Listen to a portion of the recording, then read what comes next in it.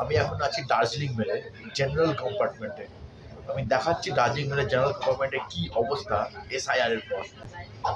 যারা দার্জিলিং মেলে রেগুলার আসা যাওয়া করতো SIR হওয়ার আগে, তারা জানে যে দার্জিলিং মেলের মতো ট্রেনে জেনারেল কম্পার্টমেন্টে পা পর্যন্ত গলানো যেত না। এখন লোকজন হাত পা ছড়িয়ে আরাম করে আসছে। এটা হয়েছে যত বাংলাদেশি উদ্বাস্তু রিফিউজিগুলো, ইলিগাল ইমিগ্রেন্টসগুলো সব পালিয়ে গেছে, সব কটা, হয় নেপালে নয় নিজের দেশে। এই দেখুন দার্জিলিং মেলের জেনারেল কম্পার্টমেন্ট SIR পর ফাঁকা।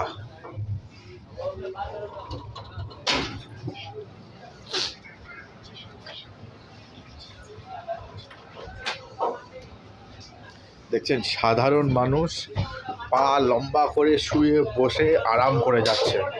আগে দার্জিলিং মেলে লোকে দাঁড়াতে পারতো না। দেখুন সব জায়গায় ফাঁকা।